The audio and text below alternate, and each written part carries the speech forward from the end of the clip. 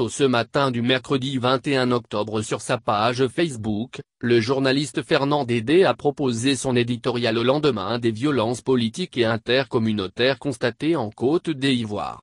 Pour rappel, plusieurs véhicules de l'État et de particuliers ont été brûlés, et les populations se sont affrontées entre elles dans certaines régions du pays dont la dernière échauffourée meurtrière est intervenue dans la ville de Dabou, tard dans la nuit de ce mardi 20 octobre. Encore une journée bien triste ce mardi 20 octobre 2020. La haine au bout des machettes à Dabou.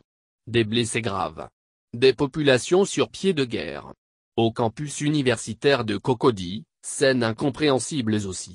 Des personnes qui n'ont absolument rien à y faire, ont violé le temple du savoir. Pendant ce temps, le gouvernement tend la main et l'opposition. Il faut que les Ivoiriens se parlent. Il n'est jamais trop tard. En février 1998, je couvrais la Coupe d'Afrique des Nations de football, Burkina 98. Et grâce à l'entregent de Bamba Alex Souleymane, alors patron du journal l'Agora, je suis logé à l'hôtel Indépendance. Dans le même hôtel que Simplice Zinsou et un certain Laurent Gbagbo, alors secrétaire général du Front populaire ivoirien. Une occasion en or pour écouter deux hommes qui font l'actualité au pays et que je prends plaisir à écouter, raconter leurs souvenirs, leur vécu, leur rapport à Félix Houphouët-Boigny. Un jour, à l'heure du déjeuner, je suis invité à la table de Laurent Gbagbo.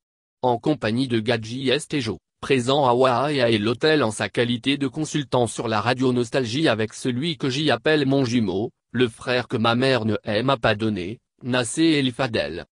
Je ne sais pas si j'y ai vraiment mangé ce jour-là tant l'envie de poser mille et une questions trottinait dans mon esprit. Entre autres questions, je voulais savoir le rapport de celui qui était alors le principal opposant politique en Côte d'Ivoire, au pouvoir, à la fonction présidentielle, aux institutions de la République. Moi, je me bats pour être président de la République, pour gouverner la Côte d'Ivoire. Je respecte les institutions de la République et les hommes qui les incarnent. Je les respecte parce que demain, quand je serai président, je voudrais être respecté ainsi que les institutions que je vais incarner. Respect des institutions et des personnes qui les incarnent. Si nous voulons construire la démocratie, il faut se donner une ligne rouge à ne pas franchir, ne jamais rabaisser les institutions de la République. Ne jamais les piétiner. Évidemment, les hommes qui portent le costume et les insignes de la République doivent se montrer à la hauteur de la fonction et de l'ambition du pays et donner à chaque instant, le meilleur exemple. J'y ai reproché au Premier ministre Ahmed Bakayoko, son discours militant à Bouaflé lors de la visite du chef de l'État dans la Maraoué. Quelques semaines plus tard, lors de la rencontre avec les jeunes Ayopougon Figayo, dans le cadre de la campagne électorale, il a tenu les mêmes propos ou presque. Le costume de la République impose aux militants politiques, un dépassement de soi, une précaution dans le choix des mots et dans l'attitude. La République est un tout. Le militant politique est une partie.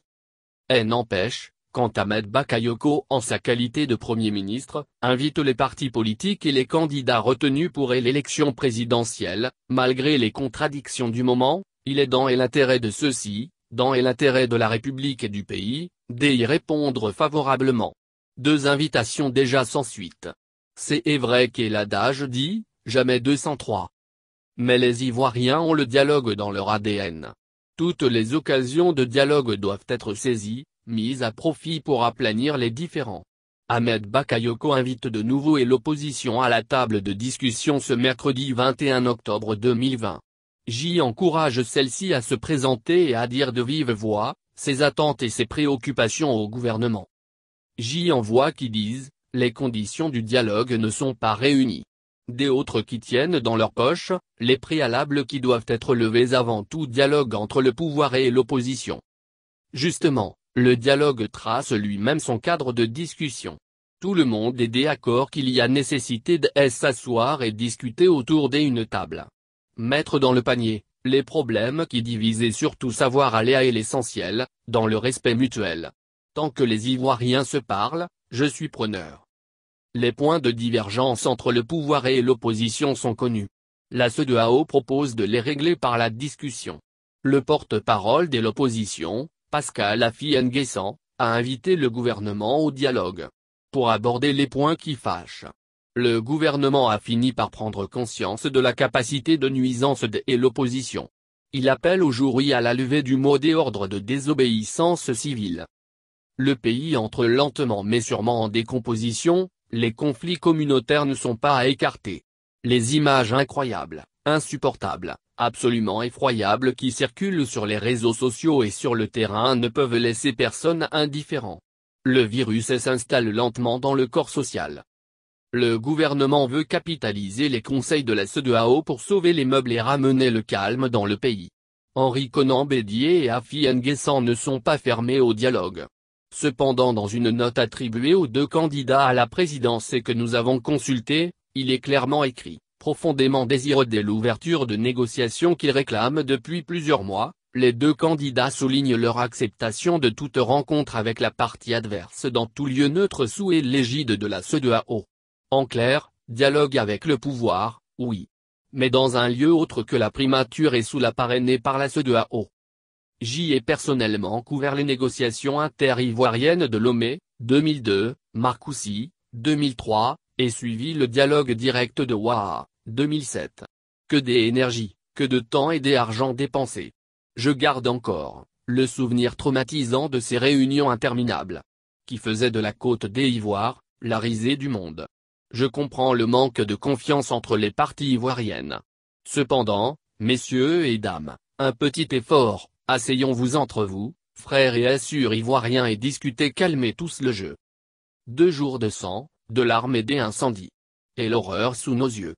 La terreur dans nos vies. Incroyable, impensable, inimaginable. La boucherie d'Abou, les personnes décédées, les nombreux blessés pendant les affrontements, les accidents sur la voie publique provoqués par les troncs des arbres, et l'intrusion des personnes étrangères armées sur le campus de Cocody, trop, c'est déjà trop. La Côte d'Ivoire ne peut pas projeter une telle image au monde. Toute la journée, ce mardi 20 octobre 2020, que des appels de détresse en provenance de Dabou. Quelques jours plus tôt, c'était Bongouanou, au centre et le feu couvre toujours dans la zone E. Le lundi 19 octobre 2020, c'était Bonoua. À Dabou, les villageois ne dorment plus qu'aidés un île. Les comités d'autodéfense refont surface. Les hommes surveillent les villages. Les femmes sont priées de rester dans les maisons, selon une source sur le terrain. Pour l'instant, personne n'explique vraiment la montée des violences. Des personnes qui ont longtemps vécu en harmonie dans la ville ne peuvent pas, du jour au lendemain, devenir des ennemis au point de se découper ou détruire les biens appartenant aux uns ou aux autres. Qui, cela honore-t-il, le spectacle de ces étudiants et étudiantes, qui fuient les cités universitaires, baluchons sur la tête? Si c'est cela la politique, arrêtons tout, repartons à zéro. Les hommes politiques et la société civile ne peuvent pas se taire devant ces atrocités dès un autre âge. Il est temps de recadrer les partisans et surtout le discours politique. 5e jour de la campagne. Le candidat du RHDP, Alassane Ouattara, frappé par un deuil, était absent au rendez-vous avec le patronat ivoirien ce mardi 20 octobre 2020. Il s'est fait représenter par le ministre d'État, secrétaire général de la présidence de la République, Patrice Hachi. Discours centré sur le volet économique du projet. Et l'essentiel de la cérémonie se trouve peut-être dans le ton humour du président du patronat, Jean-Marie Aka, qui sonne comme une attente forte du secteur privé, 30% de moins sur la fiscalité. 30%, plus de financement pour les 5 ans à venir au cas où le Alassane Ouattara est réélu. Patrick Hachi avait en effet accordé 30% de temps supplémentaire aux échanges avec le patronat ivoirien. Le candidat violet, Kouadio Konan Bertin a quant à lui, inauguré ce mardi 20 octobre 2020, sa web télé pour se rapprocher davantage de ses électeurs et relayer ses activités. Il sera ce mercredi 21 octobre 2020, dans les villages de Yamoussoukro. Tiens, il assistera en milieu de soirée à un tournoi de Maracana, au quartier Thérèse. Les candidats ne parlent pas beaucoup de sport. C'est sûrement l'occasion pour KKB de dérouler son projet sport. Vu tout ce qui se passe dans le pays, la désolation de Fernand Dédé est perceptible au bout de sa plume. Tout ce qu'il espère, c'est que la violence laisse la place au verbe sur la table du dialogue pour une solution d'apaisement et de paix.